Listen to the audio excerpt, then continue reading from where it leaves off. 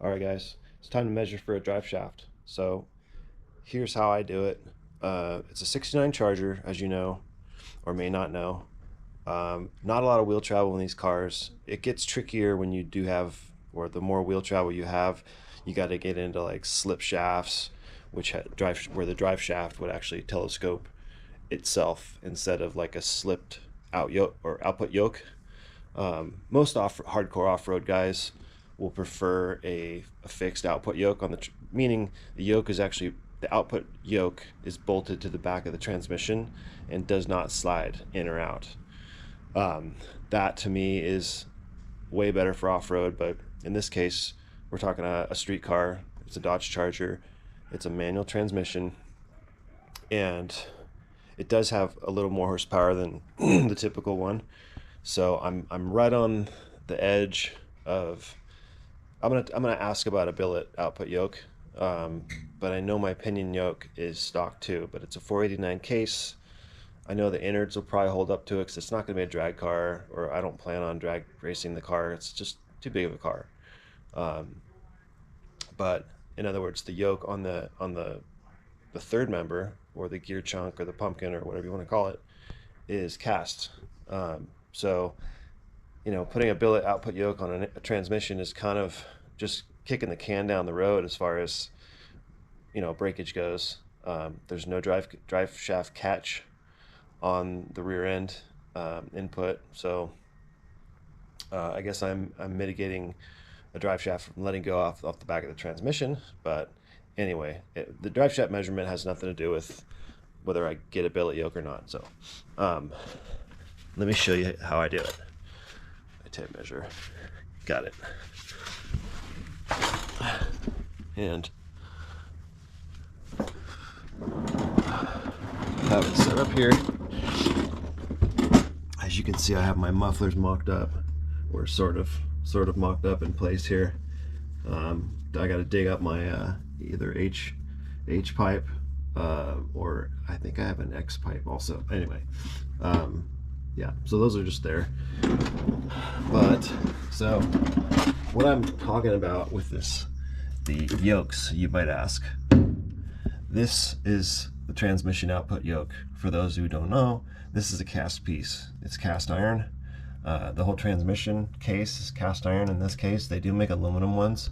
I'm not sure what years they did or didn't, or what applications were or not. But so when you measure with a drive shaft, you have to make sure you're allowing for enough slip. So as the rear suspension articulates, and you don't have a slip yoke drive shaft, this output yoke actually moves as the suspension cycles. So you have to be aware of that, and also be aware that the seal, this is just a dust seal, and it has, you can push it and feel there's plenty of shaft back there. So you have to take into account this distance too. Although you don't want to crush this too much, it'll just damage it. But as you can see, there's a little weep hole right there in case water gets in there. So so I'm comfortable with this amount. Basically, it's about duplicate of what the dust seal is, maybe a little bit more. So for this application, I'm kind of thinking that that's going to be okay. Now, moving down the line here, work on these guys.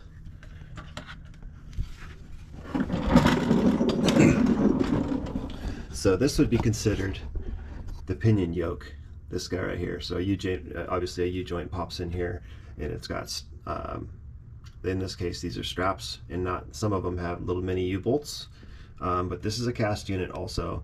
So what I'm saying is, if I upgrade the output of the 4-speed to a billet yoke, that's not going to break. This will most likely break. Probably not on radial tires, or so I'm told.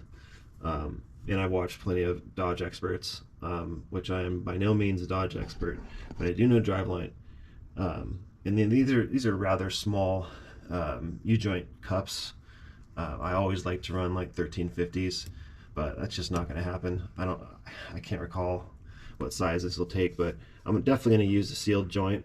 And a sealed U-joint doesn't have a grease fitting on it. And the ones with the grease fittings obviously have a bore. which is more susceptible to breakage. But anyway, if you're running drag slicks, it's usually a much bigger concern, which I am not, and I'm not planning to, but if I do one day, I'll break stuff and I'll fix it. So that's the fun of hot rodding. So let me grab my light here and I'll show you. So as I said, this is a 489 case.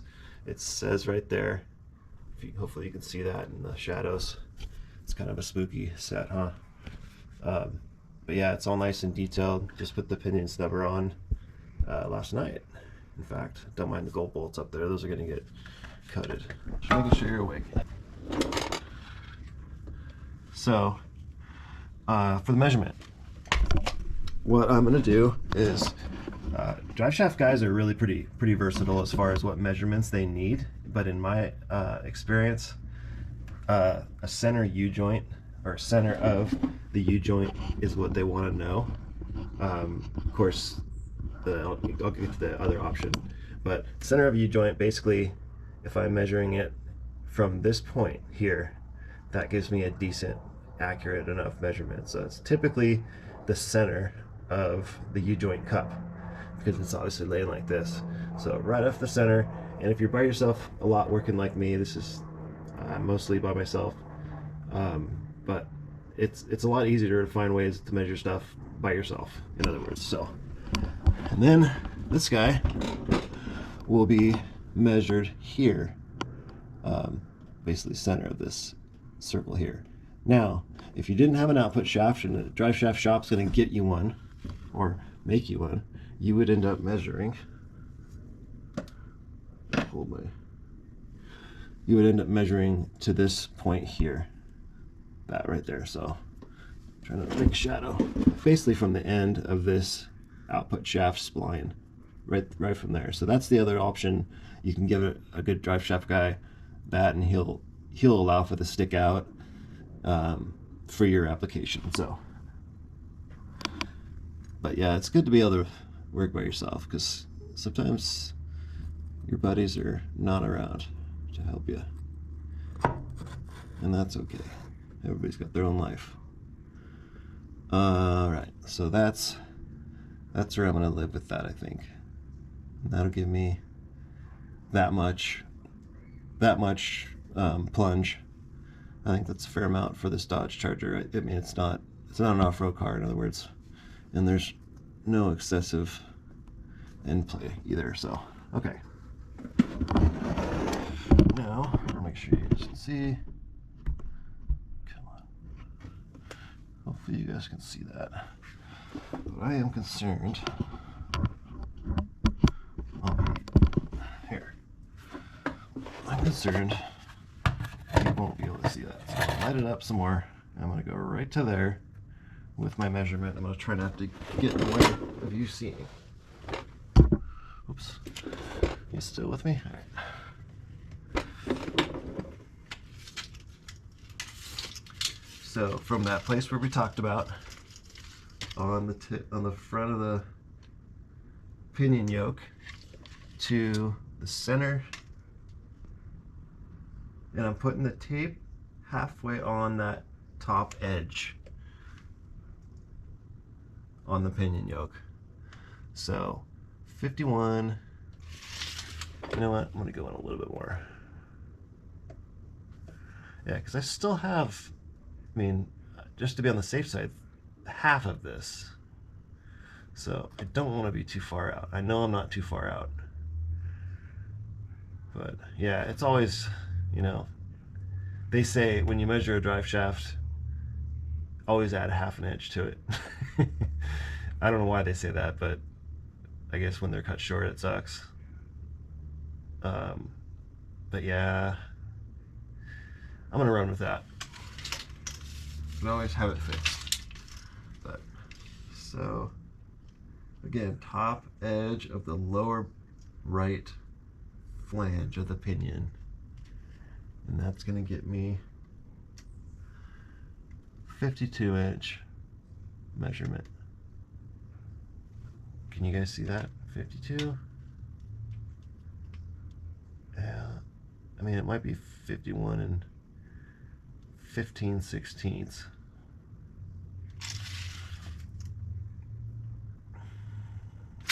52 it is. All right, so now it looks like I've been jumping around a lot, or I know you're probably wondering why I'm jumping around so much, but there's a lot to do. It's not linear, like I say. I mean, it's all this work, you know. You can see my brake lines down there. They're not finished as far as plugging in that shuttle valve down there. But yeah, it's a lot of work. You got to step away sometimes. Here's my speed sensor, little cable here from Dakota Digital, came with that. Still need a speedo gear, but I mean, it's all looking good. Got my stubs on for my exhaust mock-up tomorrow. But let me get you some more. Yeah, I mean, yeah, it's getting there. It's definitely not a not patient person's kind of thing, let me tell you. I'm not patient, but I guess once you experience it, that first drive down the street, that's when it all begins to make sense. Actually, I shouldn't say that's when it does. It's that first fire up. That first fire up is really a huge boost to your morale and motivation in these kinds of things. It's just huge. You made something that runs, and you know, that's why I'm doing all the brakes now, and still got to restore an entire steering column, but that's it. Those are I mean, and wrap a seat with some upholstery, and I'm in the wind with my motocross goggles on because I have no windshield. That's cool though. It runs. So, you know, just depends on how you look at it. But there are days where I wonder why I do this. Don't get me wrong, it's not all roses. So that's enough ranting for today. See you in the morning. So some of you may have figured out by now that there is a lot of put on, take off, drill a hole, oops, I didn't want to put it there, that sort of thing. So I know I said goodbye earlier, but I'm still out here working. I wanted to share this with you guys. So it's easier when you don't drill holes, but it's hard to mock stuff up when you're tight on space and you need to put electrical components in place, whether you're moving MSD boxes with two-step boxes, I mean, any ignition box in the hood, under the hood, on the firewall, no matter what, you have to plan and plan and plan. So I came up with an idea. I'm sure I'm probably not the first one to do it, but Dennis Taylor gave me the idea because he uses Velcro, like you've never seen Velcro used before. It's actually really cool. If you don't know who Dennis Taylor is, he's Alex Taylor's dad. Incredible fabricator, and basically I'm sure taught her everything she knows. Maybe probably not driving, she was born to drive, but I digress. He uses Velcro to isolate metal panels.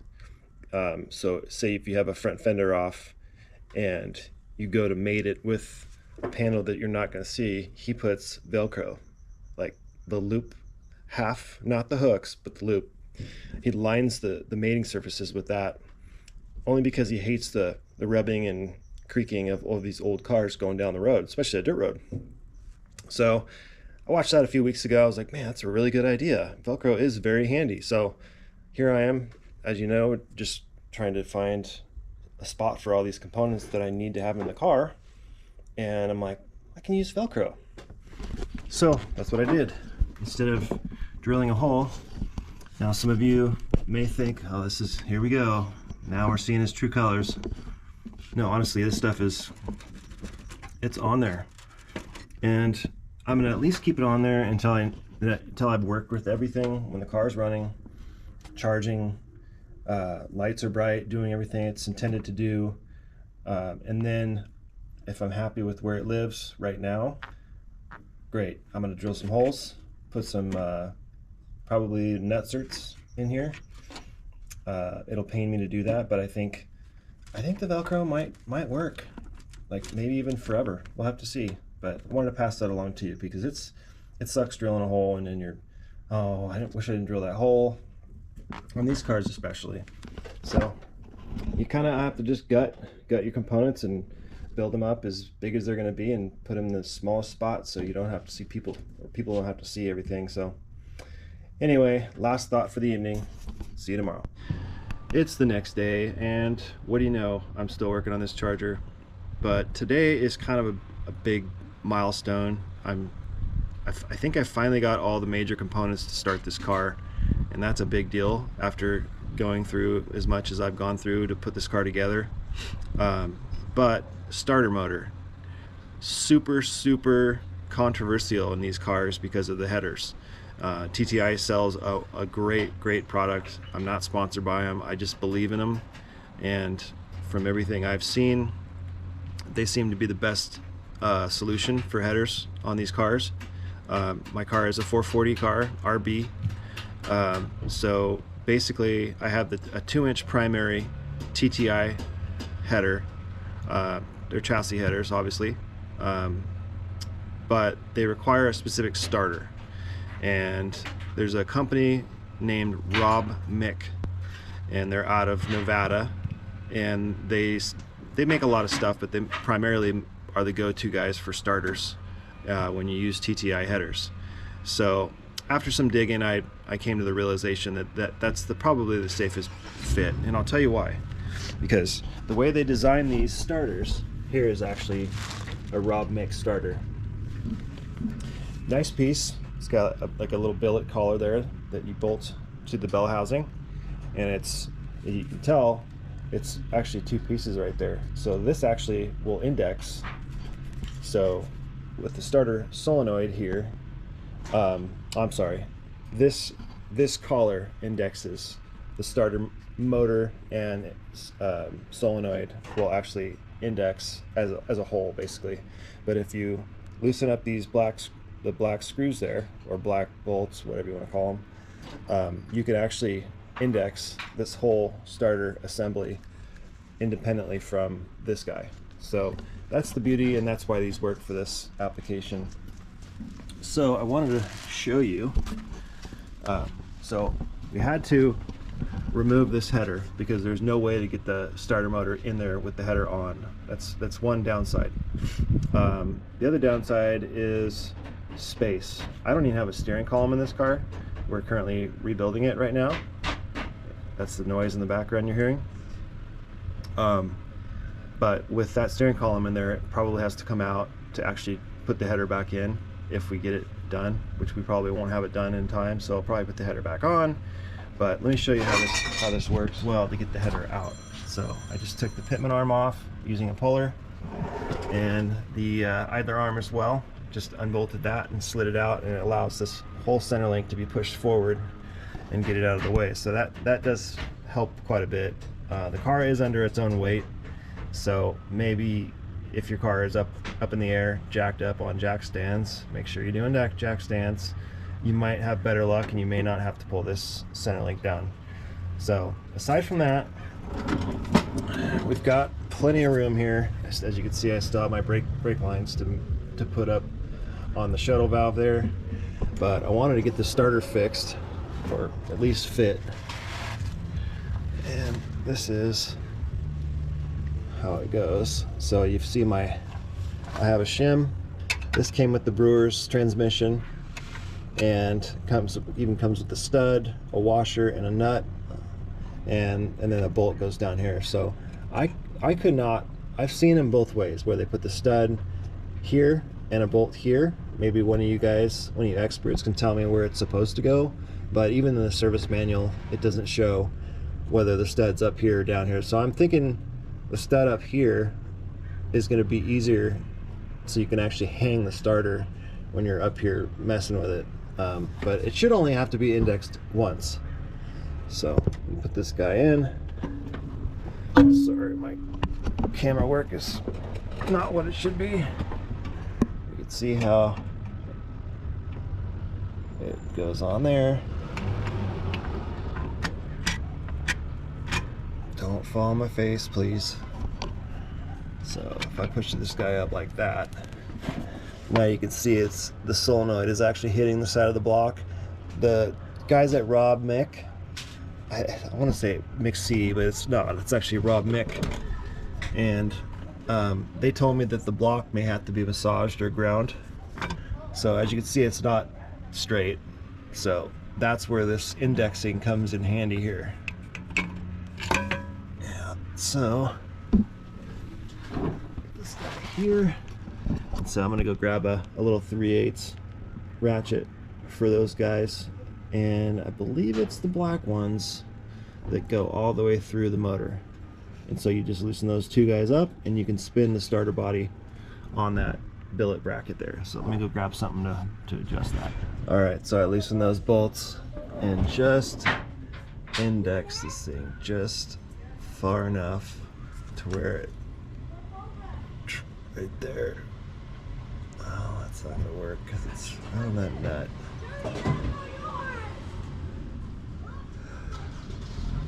I think that's where it's gonna end up, hugging the block. But that stud might be an issue. You can see that stud, how close it is.